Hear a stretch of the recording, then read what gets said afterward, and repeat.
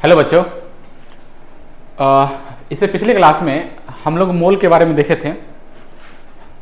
उस मोल पे question practice नहीं किए थे जिसमें वॉल्यूम का कॉन्सेप्ट आ रहा था, है ना। जैसे ये वाला क्वेश्चन है, देखिए इसमें बोला है ना कि नंबर ऑफ एटम कैलकुलेट करना है, नंबर ऑफ एटम कैलकुलेट करना है जिसमें वॉल्यूम दे रखा है हमको कितना 90.8 लीटर SO3 का, है ना। तो हम क्या सीखे हैं वॉल्यूम से कैसे कैलकुलेट करते हैं। तो हम ये वाला मेथड तो जानते ही हैं कि मोल रहे और वॉल्यूम दिया रहे तो मोल से जब वॉल्यूम पे जाना होता है तो हम क्या करते हैं, इसको डिवाइड करते हैं किससे, 22.4 से NTP पे, है ना। अगर STP रहा तो 22.7 से डिवाइड करते हैं।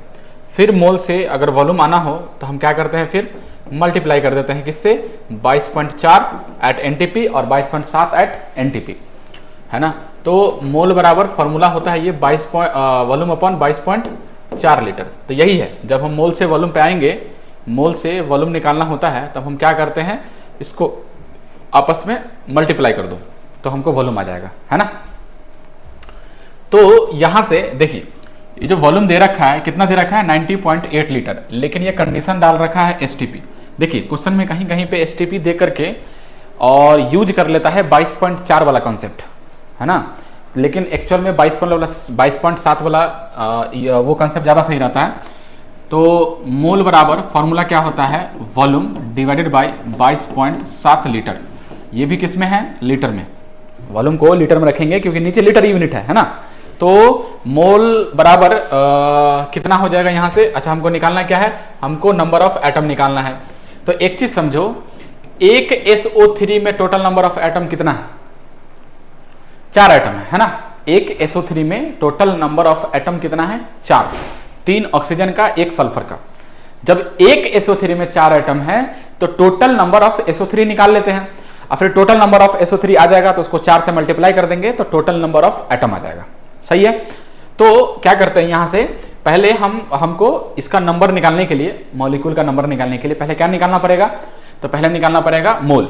फिर मोल आ जाएगा तो फिर उसको हम Na से मल्टीप्लाई कर देंगे, बता रखे है ना। ये वाला जो मोल है, मोल पहले हमको ये क्या चाहिए, नंबर ऑफ एटम। तो नंबर ऑफ एटम के लिए पहले नंबर ऑफ मॉलिक्यूल चाहिए SO3 का, और SO3 का मॉलिक्यूल के लिए SO3 का मोल चाहिए, और मोल के लिए वॉल्यूम दिया है तो पहले हम क्या निकालेंगे, इसका मोल यहां से निकालते हैं। वॉल्यूम कितना दिया है 90.8 लीटर डिवाइडेड बाय 22.7, है ना। ये कितना मरतबे कट जाएगा, 22.7 7 28 7 8 10 9, 4 मरतबे कट जाएगा, है ना। ठीक है, तो कितना आया, 4 मोल आया इसका। तो टोटल नंबर ऑफ मॉलिक्यूल कितना हो जाएगा, टोटल नंबर ऑफ मॉलिक्यूल कौन सा, SO3, वो कितना हो जाएगा।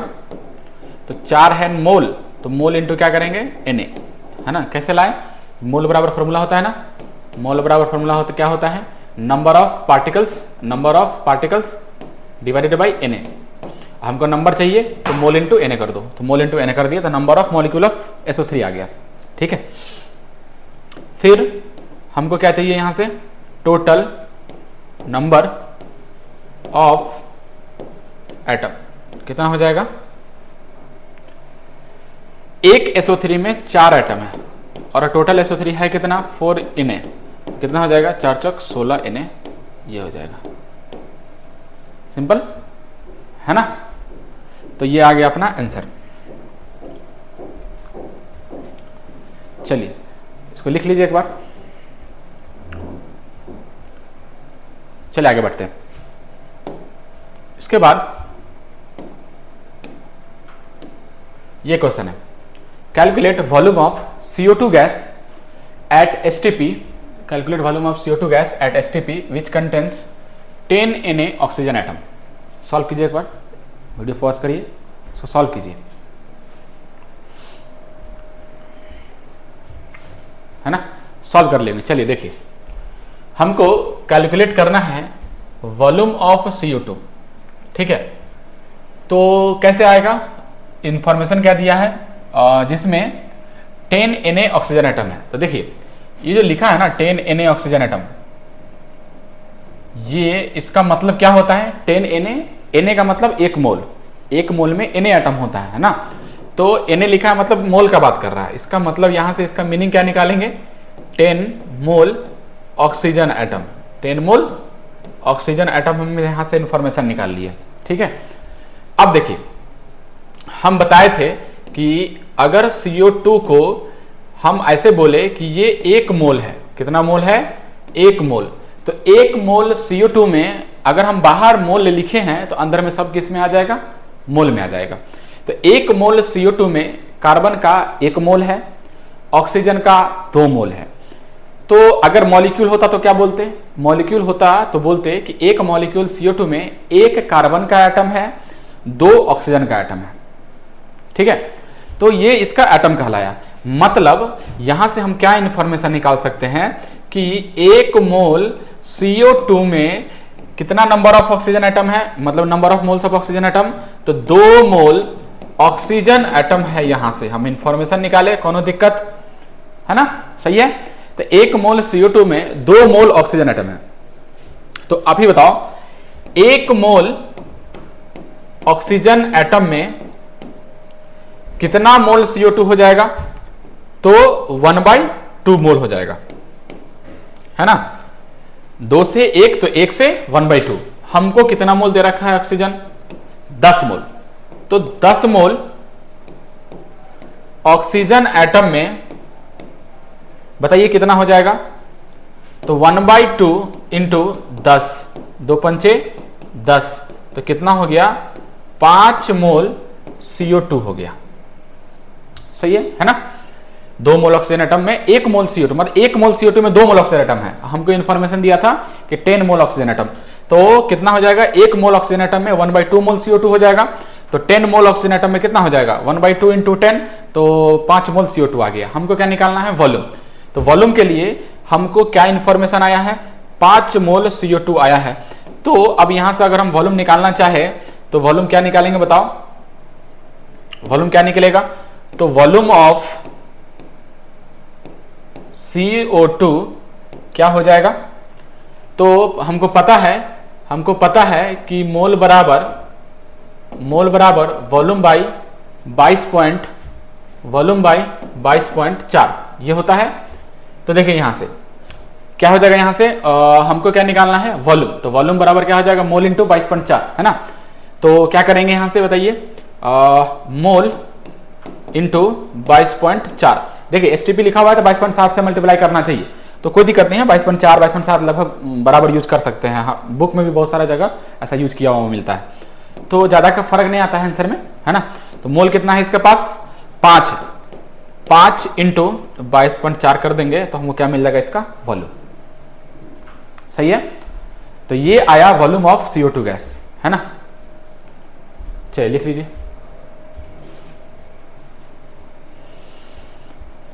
इतना लीटर आ जाएगा, है ना। चलिए इसके बाद अगला है, इसको करिए,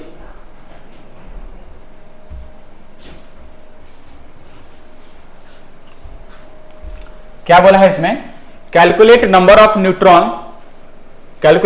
neutron in 54 ml H2O at 27 degree Celsius and 1 atm। अब बताइए इसको कैसे सॉल्व करें। तो हमको क्या निकालना है, न्यूट्रॉन निकालना है। तो सबसे पहली बात, एक H2O में कितना न्यूट्रॉन होता है पहले वो देखते हैं, है ना। तो एक H2O में कितना न्यूट्रॉन होता है, तो जैसे ये H2O है, तो H2O में सबसे पहली बात H2O का 1H1 होता है। तो इसमें न्यूट्रॉन बताओ कितना है, 1H1 में क्या करते हैं न्यूट्रॉन के लिए, मास नंबर में से एटॉमिक नंबर घटा दो तो न्यूट्रॉन आ जाता है। तो मास नंबर इसका 1 है और एटॉमिक नंबर भी 1 है, तो 1 - 1 0 आ गया। तो यहां से क्या आ जाएगा, 1 - 1 0 न्यूट्रॉन। ऑक्सीजन में कितना होता है, तो ऑक्सीजन में है 8 और 16। तो 8 और 16 में कितना न्यूट्रॉन है, 16 में से 8 गया 8, तो ऑक्सीजन में 8 न्यूट्रॉन और इसमें 0, तो तो टोटल कितना हो गया 8 न्यूट्रॉन, है ना। तो टोटल आ गया यहां से एक H2O में न्यूट्रॉन कितना आ गया, एक H2O में न्यूट्रॉन आ गया 8, है ना। तो न्यूट्रॉन यहां से आ गया 8, है ना, 8 न्यूट्रॉन आया एक H2O में, ठीक। अब हमको क्या करना है यहां से बताइए, इसमें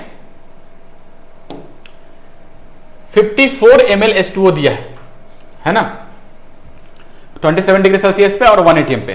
तो हमको इसमें नंबर ऑफ न्यूट्रॉन निकालना है। तो सबसे पहले हम जब एक H2O का पता चल गया 8 होता है तो नंबर ऑफ H2O निकाल लेते हैं। तो नंबर ऑफ H2O कैसे निकलेगा, तो उसके लिए इंफॉर्मेशन ये दिया क्या है, ये दिया है वॉल्यूम बराबर जो है वो 54 ml दिया है, ठीक है ना। तो वॉल्यूम हमको दिया, हमको क्या निकालना है नंबर ऑफ H2O। जब नंबर ऑफ H2O आ जाएगा तो हम क्या कर देंगे, उसको 8 से मल्टीप्लाई कर देंगे तो टोटल नंबर ऑफ न्यूट्रॉन आ जाएगा अपने पास, है ना। तो सबसे पहली बात वॉल्यूम से हम मॉलिक्यूल कैसे निकालेंगे, तो मॉलिक्यूल निकालने के लिए क्या करते हैं, पहले हम क्या करते हैं मोल्स निकालते हैं, है ना। तो मोल्स कैसे निकालेंगे, तो मोल बराबर वॉल्यूम के रेफरेंस में क्या फॉर्मूला होता है, मतलब वॉल्यूम अगर दिया है 54 ml तो मोल बराबर वॉल्यूम बाई 22.4 लगा सकते हैं क्या, नहीं लगा सकते। क्यों, क्योंकि H2O का जब 27 डिग्री सेल्सियस होता है तो ये लिक्विड के फॉर्म में होता है। तो लिक्विड वाले में तो हम 22.4 वाला फॉर्मूला थोड़ी लगा सकते, वो तो गैस के लिए लगाते हैं, है ना। तो हम क्या करेंगे बताओ, यहां से हम क्या करेंगे, ये वॉल्यूम वाला फॉर्मूला यूज नहीं कर सकते। तो हम क्या करेंगे अब, तो हम यहां से पहले निकालते हैं, हमको H2O का डेंसिटी पता होता है। तो डेंसिटी कितना होता है बताओ, डेंसिटी ऑफ H2O 1 ग्राम पर ml, ये डेंसिटी होता है ना, 4 डिग्री सेल्सियस पे 1 ग्राम पर ml। तो डेंसिटी का फॉर्मूला क्या होता है, डेंसिटी का फॉर्मूला होता है मास अपॉन वॉल्यूम। तो डेंसिटी कितना होता है वाटर का, तो होता है ये 1 ग्राम पर ml इक्वल्स टू मास, हमको यहां से निकल जाएगा, मास निकल जाएगा और मास निकल जाएगा तो मोलर मास से डिवाइड कर देंगे तो मोल आ जाएगा, है ना। हमको मोल चाहिए था, तो मास बाय वॉल्यूम, वॉल्यूम कितना है दिया हुआ 54 ml, 54 ml, है ना। तो ml से ml कैंसिल हो गया और मास कितना मिल गया, मास अपन को मिल गया 54 ग्राम, 54 ये ग्राम, तो 54 ग्राम, है ना। तो मास कितना आ गया 54 ग्राम। अब हम क्या निकालते हैं, number of H2O। Number of H2O के लिए सबसे पहले हमको क्या चाहिए, तो हमको चाहिए नंबर ऑफ H2O के लिए नंबर ऑफ मोल्स। मोल्स के लिए हमको मास आ गया, तो यहां से निकालो मोल। तो मोल बताओ कैसे निकालेंगे, मास बाय मोलर मास, है ना, मास बाय मोलर मास, ठीक है। तो मास कितना है बताओ 54 ग्राम, 54 ग्राम मास है डिवाइडेड बाय मोलर मास। अब आप ही बताइए H2O का मोलर मास कैसे आएगा, तो H2O का मोलर मास कैसे आता है, तो इसका 18 जो होता है, अगर ग्राम है तो मोलर मास है, 18 AMU है तो मॉलिक्यूलर मास है। हमको रखना है मोलर मास, तो क्या लिखेंगे बताओ 18 ग्राम, यहां से बताओ क्या बन गया 18 तिया 54, मतलब 3 मोल्स आ गया किसका H2O का, है ना। H2O का मोल्स कितना आया 3। अब क्या करें, अब हमको चाहिए नंबर ऑफ H2O। तो number of molecule of H2O, number of molecule of H2O कितना आएगा, तो number of molecule of H2O moles into Na, ये फॉर्मूला होता है ना। मोल्स बराबर क्या होता है number of particle upon Na, तो नंबर ऑफ पार्टिकल निकालना है तो मोल इनटू Na। मोल कितना है बताओ 3, और Na से मल्टीप्लाई कर देंगे तो कितना आया 3Na आया number of molecule of H2O, ठीक है। तो एक H2O में कितना न्यूट्रॉन, तो एक H2O में जो न्यूट्रॉन है वो 8 है। तो एक H2O में 8 न्यूट्रॉन है, तो हमको चाहिए total number of neutron, total number of neutron, है ना, टोटल नंबर ऑफ न्यूट्रॉन।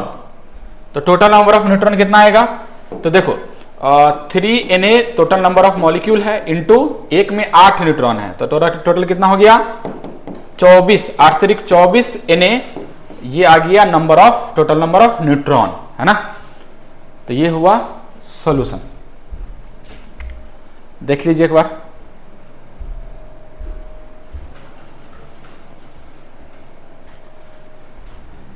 चलिए आगे बढ़ते हैं। ये था वॉल्यूम पे क्वेश्चन, है ना। तो वॉल्यूम वाले पे 3 क्वेश्चन करा दिए हैं, है ना।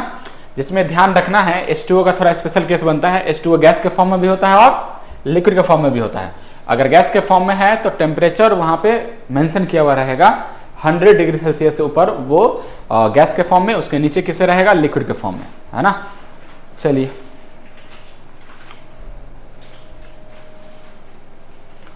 आगे बढ़ते हैं। नेक्स्ट है, अब ये टॉपिक हमको समझ में आ गया है ना। अब नेक्स्ट टॉपिक है अपने पास, ये देखिए, एवरेज एटॉमिक मास और एवरेज आइसोटोपिक मास और एवरेज मोलर मास। क्या होता है भाई ये टॉपिक, क्यों आया ये टॉपिक, सबसे पहली बात, है ना।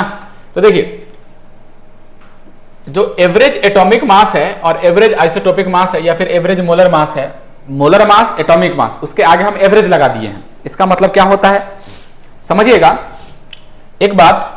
जब पीरियोडिक टेबल में क्लोरीन का हम देखने जाते हैं मास, तो वो हमको मिलता है कितना, ये जैसे क्लोरीन है तो इधर मिलेगा 35.5, है ना, और इधर 17 मिलेगा, ठीक है। अब एक और बात, हम इसको मास नंबर बोलते हैं, इसको एटॉमिक नंबर बोलते हैं, एटॉमिक मास भी बोल देते हैं। कब, जब हम इसमें AMU लगाते हैं, इसी में ग्राम लगा देते हैं तो मोलर मास बोल देते हैं, लेकिन सिंपली हम इसको मास नंबर बोल सकते हैं। तो मास नंबर पॉइंट में कैसे हो सकता है, मास नंबर होता क्या है, मास नंबर होता है कि न्यूट्रॉन को ऐड करो और प्रोटॉन को ऐड करो। तो न्यूट्रॉन और प्रोटॉन को ऐड करेंगे तो इंटीजर में होता है, आधा प्रोटॉन कहां से हो जाएगा या फिर आधा न्यूट्रॉन कहां से हो जाएगा, आधा हुआ है चाहे 1.5 हुआ है तभी तो पॉइंट आया है।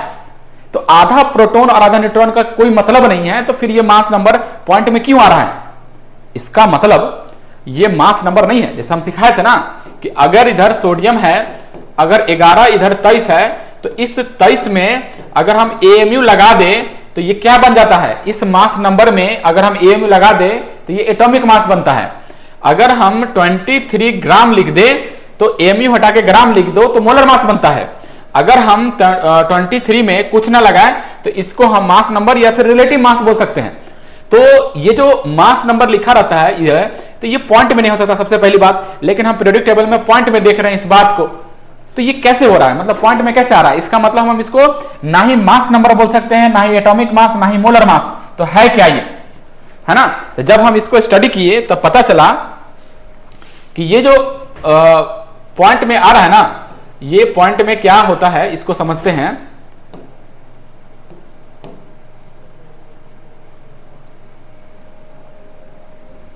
इसमें देखिए, समझिएगा बात को ध्यान से।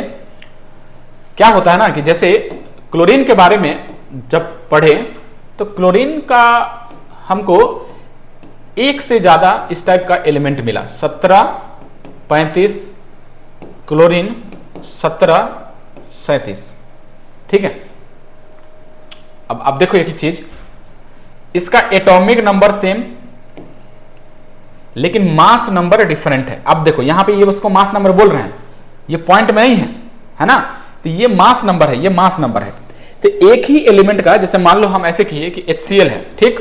अब H का तो 1H1 1 है, क्लोरीन का हम ये ले कि ये ले। अब ऐसा नहीं है, H का हाइड्रोजन का भी 1H1, हाइड्रोजन का भी 1H2 और हाइड्रोजन का 1H3, ऐसा होता है। अब हम कौन सा ले, इसमें हम इसका, अगर हमको इसका मॉलिक्यूलर मास या फिर मोलर मास निकालना हुआ तो ये 1 ले कि 2 ले कि 3 ले।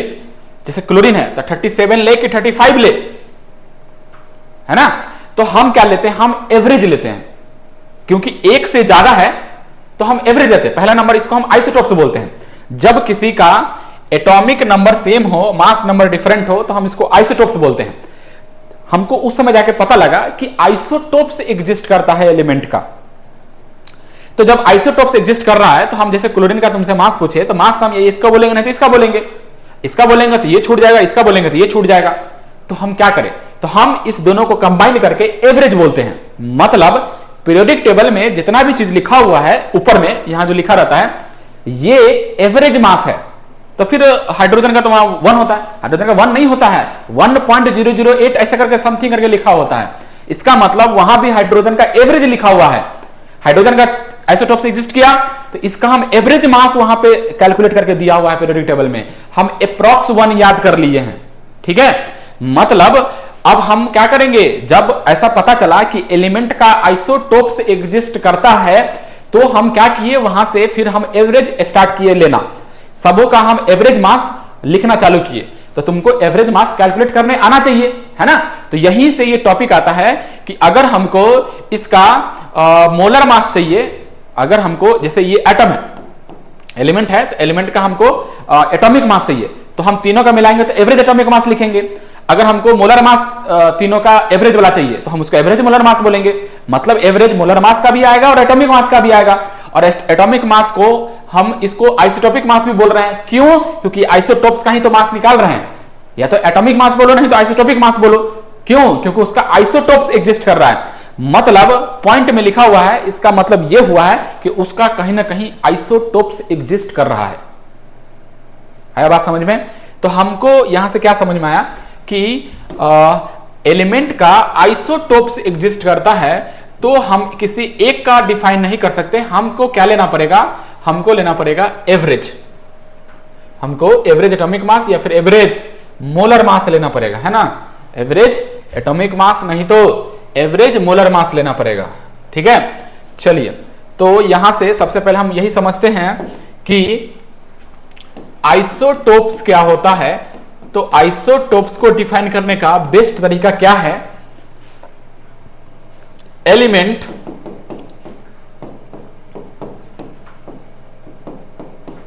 which have same atomic number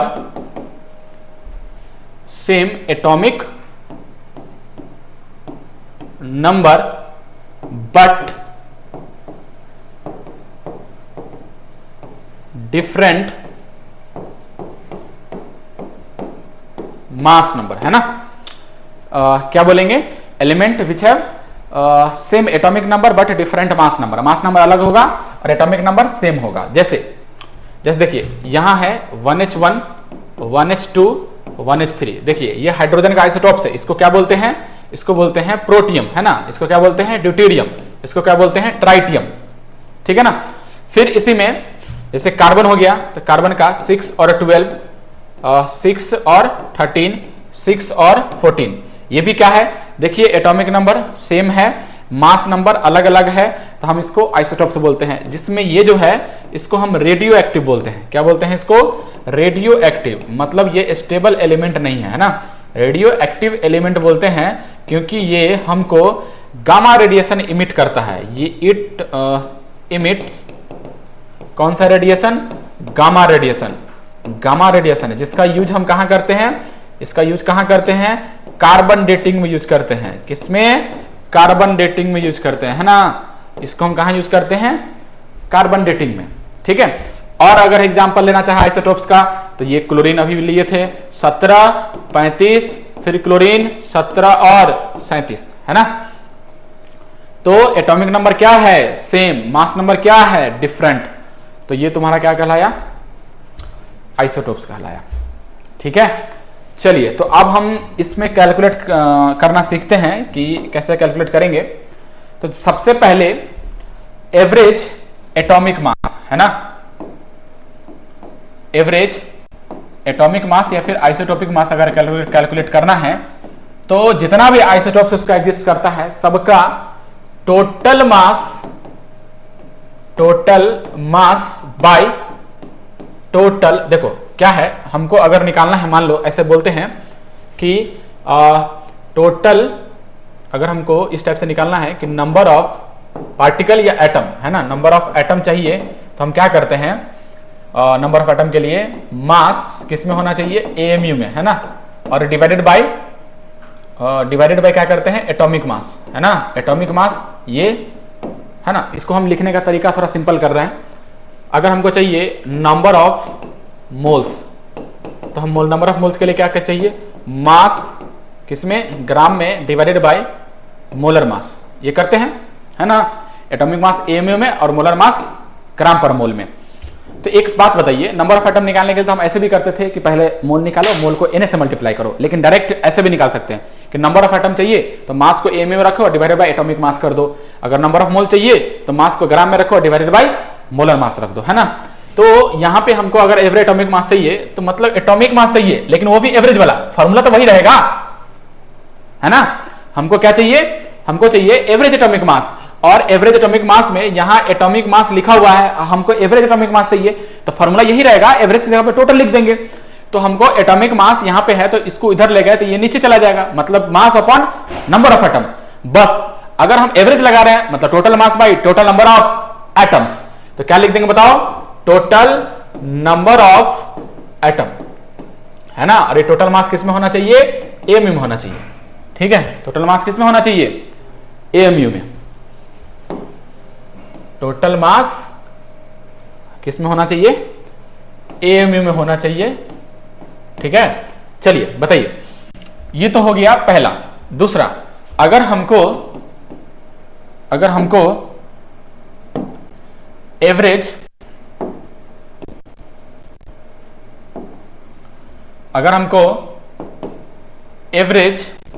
molar mass चाहिए तो क्या करेंगे। तो एवरेज मोलर मास के लिए बताइए, हमको मोलर मास है, यहां एवरेज लगा दिए हैं, तो इसको इधर करो, इसको नीचे करो, तो मोलर मास के लिए mass upon number of moles. तो जब हमको एवरेज चाहिए तो यानी कि total mass by total number of moles, है ना। एवरेज मतलब एक से ज्यादा हो रहा है, तो total mass by total number of moles. और ये मास किस में होना चाहिए, ग्राम में। बस यही डिफरेंस में, है ना, खास बात है, केवल यही डिफरेंस है कि एवरेज एटॉमिक मास के लिए क्या करते हैं, total mass upon total number of atom, और एवरेज मोलर मास क्या करते हैं, total mass by total number of moles, ठीक है। तो ये समझ में आया, है ना। चलिए अब हम आगे क्या करते हैं, अब इसके आगे चलते हैं। इसमें सबसे पहले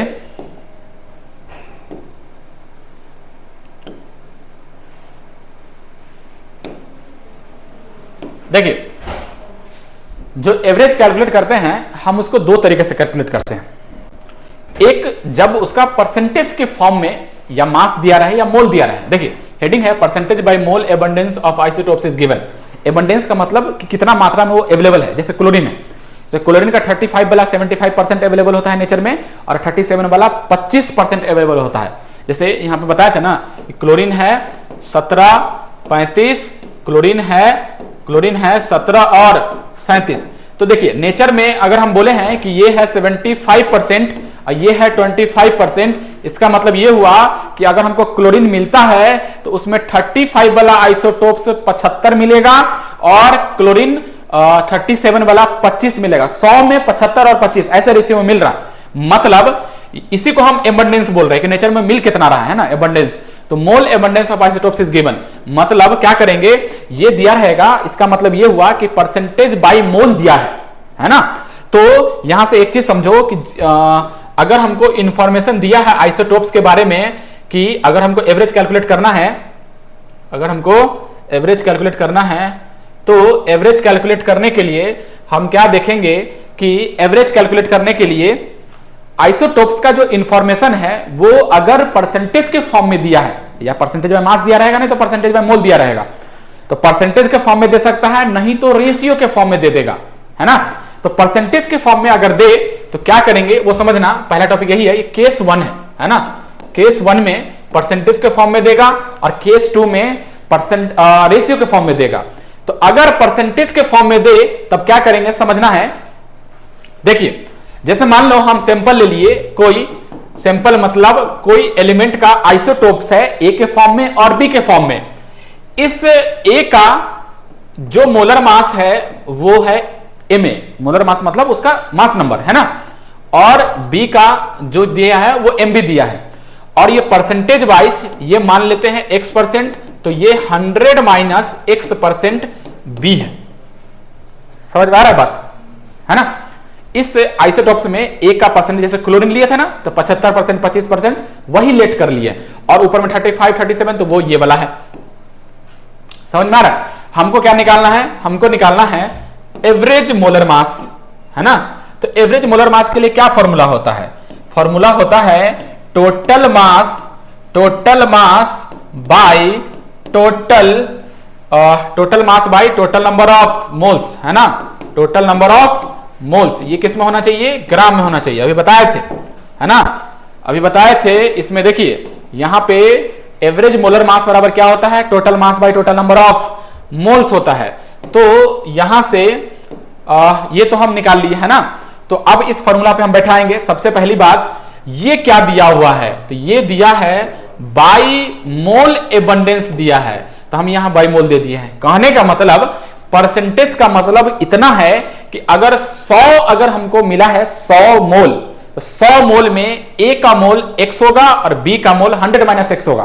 परसेंटेज का मतलब बस इतना ही है। मतलब मोल कितना है, ए का x और बी का 100 minus x।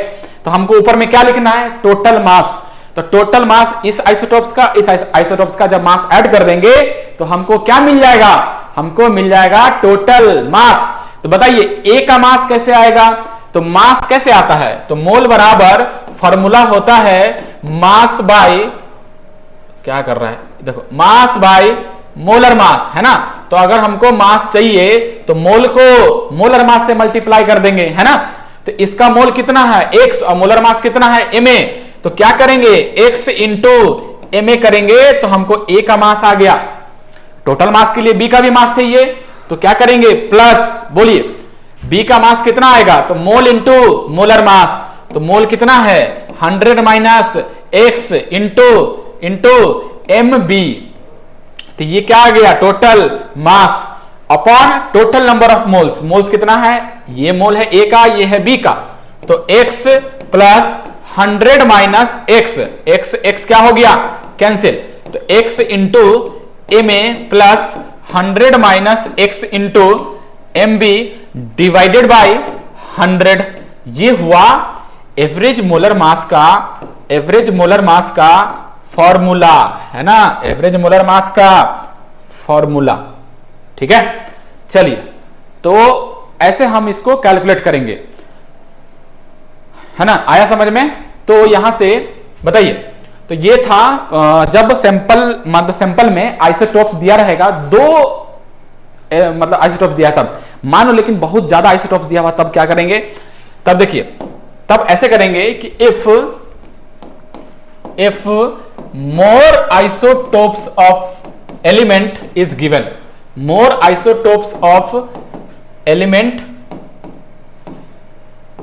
Is given, more isotopes element is given, मतलब 2 से ज्यादा, 3 4 5 6 7 8 बहुत ज्यादा दे दे, तब हम क्या करेंगे, सिंपल करना कुछ नहीं है, ये एम एवरेज कैसे निकालने का फॉर्मूला, जैसे मान लो बहुत ज्यादा आइसोटोप्स दिया हुआ है, तो पहला आइसोटोप्स का परसेंटेज मान लो x1 x2 x3 का फॉर्म में दे दिया, तो क्या करेंगे x1 इंटू उसका मान लेंगे molar mass m1 x2 m2 x3 m3, वही कर रहे हैं, क्या कर रहे हैं, सब आइसोटोप्स का मास लिख रहे हैं ऊपर में, है ना, सब आइसोटोप्स का क्या लिख रहे हैं मास, तब ना टोटल मास आएगा।